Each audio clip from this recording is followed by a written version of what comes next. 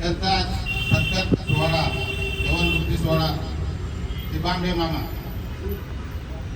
बोलायचं काय म्हणजे आज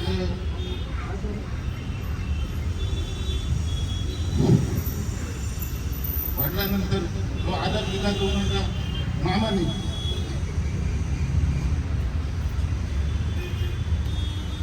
कामगार बंधूंनी ज्या गोष्टी सांगितल्या ते तर पहिल्यापासूनच माहिती आहे. बांबे मामांचा स्वभाव, कामगारांप्रती जो आधार किंवा साहेबांप्रती जो आधार आहे ते ऐकून मला एक आनंद वाटला.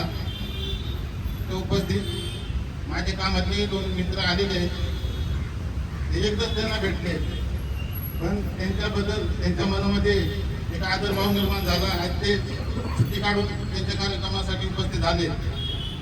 एवढंच बोलू इच्छितो मी, त्यांचे पुढील आयुष्य, त्यांच्या आयुष्याच्या प्रत्येक वळणावर आनंद मिळावा व पुढचे आयुष्य सुखाचे समाधानाचे जावो ही ईश्वरचरणी प्रार्थना.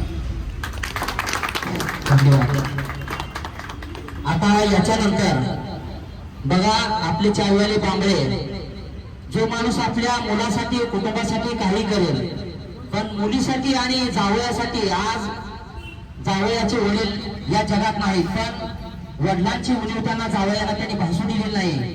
आज एवढ्या मोठ्या व्यासपीठावरती डोळ्यातून पाणी यायचं, याचं एक मुख्य कारण की वडिलांच्या नंतर जी वडिलांची माया आहे ते या सासरे फक्त नात्यामध्ये सासरा आणि जावया, पण त्यांना वडिलाप्रमाणे त्यांनी माया दिली आणि त्यांचं बरोबर कुटुंब सुरळीत लावलं.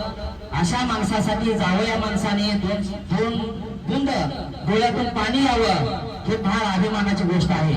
तरी याच्यानंतर सत्कार मूर्ती आमचे चायवाले बांबळे हे 2 शब्द मार्गदर्शन करतील, तर त्याने 2 शब्द सांगावे. आता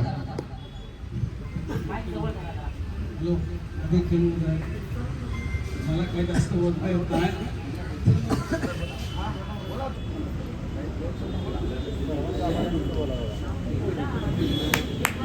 चला ठीक आहे.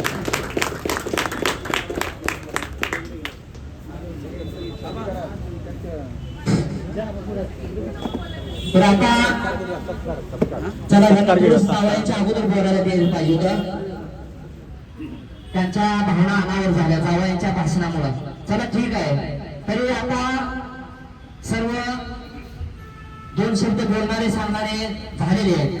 तरी या कार्यक्रमाला आता जो आपला मुख्य कार्यक्रम राहिलेला आहे तरी त्यांचा सत्कार करण्याचा कार्यक्रम बाकी आहे.